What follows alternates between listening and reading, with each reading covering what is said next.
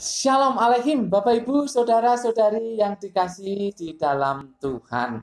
Sebelumnya saya mengucapkan selamat memperingati hari kenaikan Tuhan kita, Yesus Kristus. Mari kita berdoa. Bapa, dalam nama Tuhan Yesus, terima kasih untuk waktu ini. Kami akan belajar firman-Mu. Kiranya Roh Kudus menolong kami. Dalam nama Tuhan Yesus, kami berdoa. Amin. Bapak Ibu Saudara-saudari yang dikasihi dalam Tuhan, hari ini Kamis 13 Mei 2021 kita akan belajar dari Kisah Para Rasul pasal pertama ayat yang ke-9 sampai 11. Kisah Para Rasul pasal yang pertama ayat 9 sampai 11. Judulnya adalah Dia telah sukses. Dia telah sukses. Bapak Ibu, saudara-saudari yang dikasihi dalam Tuhan, kalau Bapak Ibu diizinkan Tuhan atau diberkati oleh Tuhan untuk bisa ikut tur Holy Land, maka Bapak Ibu akan dibawa ke sebuah tempat, yaitu di puncak Bukit Zaitun. Puncak Bukit Zaitun. Di puncak itu ada satu pohon zaitun yang besar, ya, itu sebagai penanda saja, ya, puncak Bukit Zaitun. Bapak Ibu akan dibawa untuk memasuki sebuah bangunan yang disebut dengan Kapel Kenaikan. Kapel Kenaikan. Tapi lokal guide biasanya menyebut gereja masjid, karena di situ ada gereja, ada masjid. Yang dimaksud dengan gereja itu ya kapel kenaikan itu. Maka disebut gereja masjid. Nah, di dalam kapel kenaikan itu ada sebuah batu. Sebuah batu yang dipercaya sebagai tempat pijakan kaki Tuhan Yesus pada saat dia mau naik ke surga itu. Jadi berpijak di batu itu. Ya, walaupun ada orang yang menafsirkan yang lain, tapi kebanyakan orang menafsirkan itu batu di mana Tuhan Yesus memijakkan kakinya ketika hendak naik ke surga. Nah, Bapak Ibu Saudara-saudari yang dikasihi dalam Tuhan, kita setiap tahun mendengar khotbah tentang kenaikan Tuhan Yesus minimal satu kali. Minimal satu kali kita mendengar khotbah tentang kenaikan Tuhan Yesus. Makna tentang kenaikan Tuhan Yesus juga sudah disampaikan oleh para pengkhotbah, oleh para hamba Tuhan. Tapi jangan khawatir, masih ada banyak maknanya. Nah, kali ini saya mengajarkan satu saja. Satu saja makna kenaikan Tuhan Yesus, yakni Tuhan Yesus naik ke surga karena Dia telah sukses. Dia telah sukses. Sukses yang seperti apa yang dimaksud? Ada dua, ya. Yang pertama, sukses melakukan pekerjaan Bapa bagi dunia. Yohanes pasal yang ke-17 ayat yang ke-4. Demikian. Aku telah mempermuliakan engkau di bumi dengan jalan menyelesaikan pekerjaan yang engkau berikan kepadaku untuk melakukannya. Itu pekerjaan Bapa yang diembankan kepada Tuhan Yesus dan sukses dilakukan. Ya, menyembuhkan orang, ya, memberitakan kabar baik bagi orang-orang. Dan juga ya yang letih lesu, jiwanya ya tidak benar dalam kondisi sakit, jiwanya Tuhan Yesus sembuhkan, dan berbagai macam pekerjaan Bapa yang dipercayakan kepada Tuhan Yesus untuk dikerjakan dalam pelayanannya selama 3 tahun lebih, ya, 3 tahun lebih, dan sudah selesai secara sempurna. Sukses. Sukses yang kedua adalah sukses menjalankan misi kedatangannya ke dunia. misi kedatangannya ke dunia. Apa itu? Yakni kematian untuk penebusan manusia dan pengampunan dosa manusia. Misinya datang ke dunia adalah untuk mati bagi penebusan manusia dan pengampunan dosa manusia.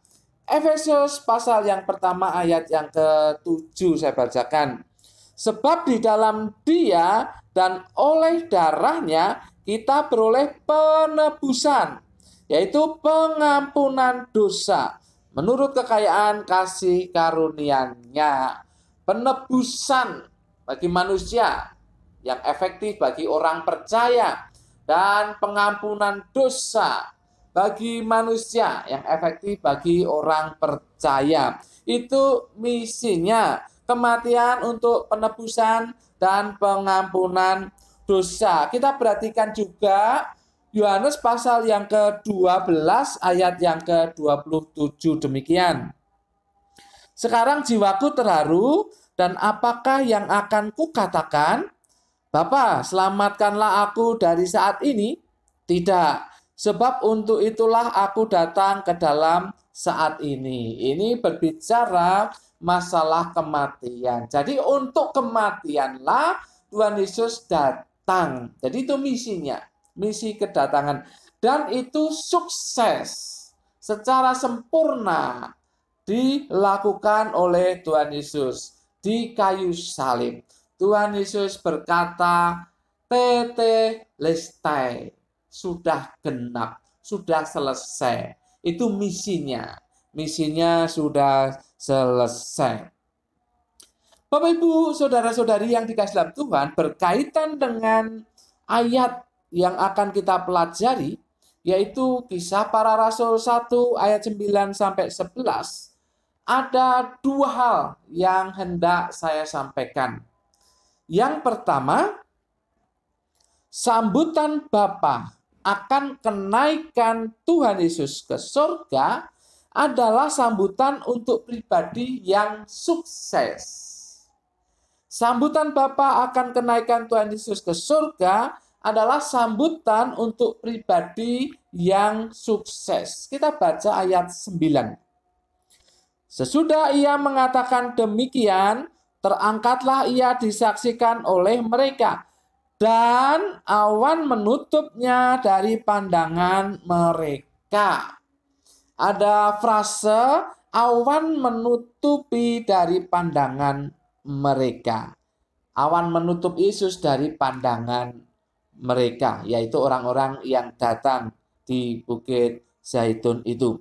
Bapak, Ibu, saudara-saudari yang dikasihi dalam Tuhan, awan adalah lambang dari kehadiran Bapa. Awan adalah lambang dari kehadiran Bapa.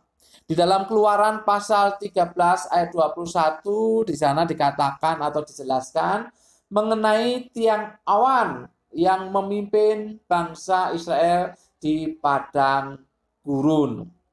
Itu adalah kehadiran Bapa. Kemudian di dalam Keluaran 16 ayat yang ke-10 dikatakan kemuliaan Tuhan dalam awan. Jadi awan itu merupakan simbol, merupakan lambang dari kehadiran Bapa. Lah di sini kan dikatakan demikian. Dan awan menutupnya dari pandangan mereka. Awan menutupnya, menutup Tuhan Yesus. Menutup Tuhan Yesus. Itu artinya bahwa Bapa menyambutnya. Ini bermakna bahwa Bapa menyambut Tuhan Yesus. Jadi sambutan Bapa di surga adalah sambutan untuk pribadi yang telah sukses. Kemudian yang kedua, setelah sukses bukan berarti Tuhan Yesus melupakan para pengikutnya. Setelah sukses bukan berarti Tuhan Yesus melupakan para pengikutnya. Kita baca ayat 10 sampai 11. Demikian. Ketika mereka sedang menatap ke langit, waktu ia naik itu, tiba-tiba berdirilah dua orang yang berpakaian putih dekat mereka dan berkata kepada mereka, "Hai orang-orang Galilea, mengapakah kamu berdiri melihat ke langit? Yesus ini yang terangkat ke surga meninggalkan kamu akan datang kembali dengan cara yang sama seperti kamu melihat dia naik ke surga." Perhatikan bahwa Tuhan Yesus naik ke surga, tetapi dia akan kembali. Suatu kali nanti dia akan kembali. Itu artinya bahwa Tuhan Yesus tidak melupakan para pengikutnya. Nanti dia akan kembali. Jadi tidak melupakan ya. Jadi tidak melupakan para pengikutnya. Para pengikutnya tidak dibiarkannya sendiri. Tuhan Yesus tidak lupa. Dia sudah sukses dalam perkara yang terbesar dalam kehidupan manusia. Tuhan Yesus sudah sukses. Tetapi dia tidak melupakan para pengikutnya. Terbukti ada janji untuk kembali lagi. Bapak Ibu, di dalam konteks yang lain, Matius 28 ayat yang ke-20 berkata bahwa Tuhan Yesus akan menyertai para pengikutnya sampai akhir zaman. Sampai akhir zaman. Itu artinya Tuhan Yesus tidak melupakan para pengikutnya. Tuhan Yesus akan menyertai para pengikutnya sampai akhir zaman. Itu berarti termasuk orang percaya zaman sekarang. Tuhan Yesus menyertai. Dengan apa? Tuhan Yesus mengirimkan Roh Kudus untuk tinggal di hati orang percaya sebagai penghibur, ya, sebagai penguat, pembimbing, penuntun, bahkan penegur kalau salah, kalau orang percaya berdosa, ditegur, ya. Itu penyertaan Tuhan Yesus melalui Roh Kudusnya. Bapak Ibu saudara-saudari yang dikasih dalam Tuhan. Jadi inti dari ayat-ayat yang kita pelajari ini adalah tentang Tuhan Yesus yang telah sukses. Tuhan Yesus yang telah sukses.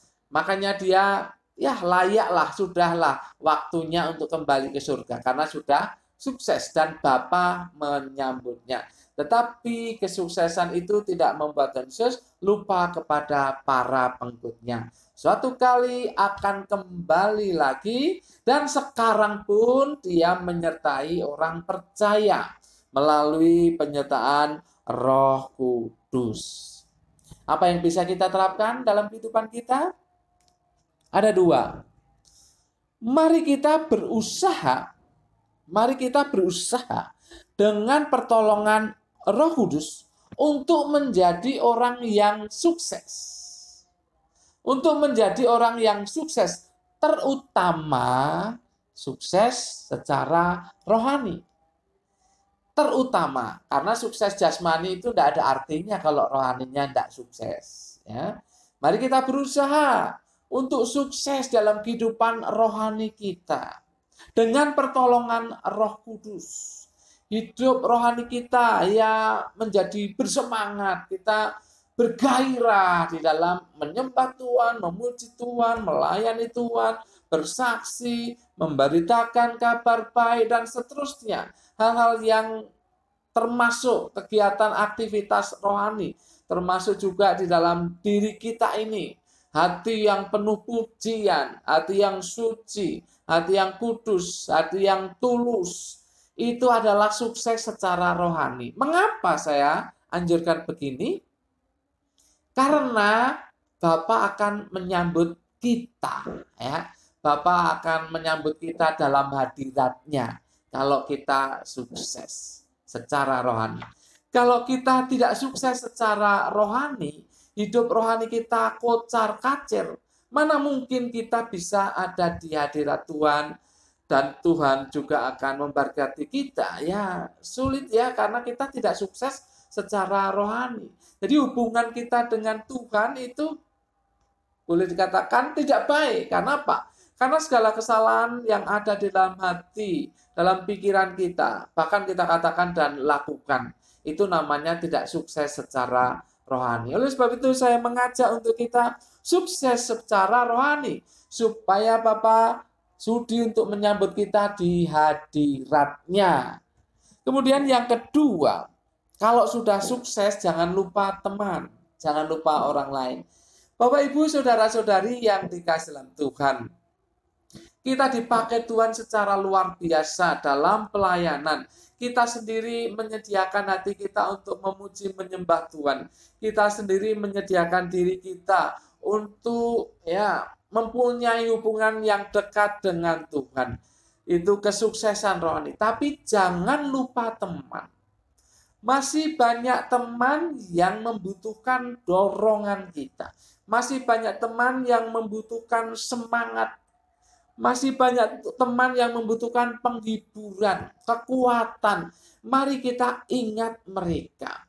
Bapak, Ibu, saudara-saudari yang dikasihi dalam Tuhan, ketika kita mendengar ada teman kita yang percaya kepada Tuhan Yesus, lalu sekarang hidupnya kocar-kacir, artinya tidak sesuai dengan kehidupan kekristenan, mari kita doakan teman kita itu. Kalau perlu kita datangi dan kita hibur dia, supaya dia juga kembali kepada kehidupan rohani yang baik. Jadi kalau kita sudah sukses secara rohani, kita jangan lupa kepada teman. Jangan lupa kepada teman. Sekali lagi, masih banyak teman kita yang kehidupan rohaninya kocar-kacir, imannya bimbang begitu ya. Itu masih banyak. Mari kita doakan, kita ingat dia, kita serahkan kepada Tuhan, dan kalau ada waktu dan kesempatan kita datangi teman kita itu. Kita dorong, kita beri semangat, kita hibur, bahkan kita nasihati dan kita tegur. Karena itu tanggung jawab kita. Sekali lagi, sukseslah, tetapi terutama sukses secara rohani. Dan kalau sudah sukses, jangan lupa teman. Amin. Mari kita berdoa. Bapa, di dalam nama Tuhan Yesus, terima kasih untuk firman-Mu. Kami bersyukur karena sudah ada penjelasan kepada kami akan makna kenaikan Tuhan Yesus. Sebagai pribadi yang sukses, melakukan semua pekerjaan Bapa dan misi untuk kematian demi penebusan kami dan pengampunan dosa kami. Terima kasih untuk semuanya itu. Dan biarlah kami menjadi orang yang sukses, terutama secara rohani. Dan biarlah kami menjadi penolong teman-teman kami yang saat ini kehidupan rohaninya tidak baik. Terima kasih Bapak. Kiranya Roh Kudus menolong untuk kami melakukannya. Dalam nama Tuhan Yesus, kami berdoa dan mengucap syukur. Semua yang percaya katakan amin. Tuhan memberkati Bapak, Ibu, saudara-saudari senantiasa.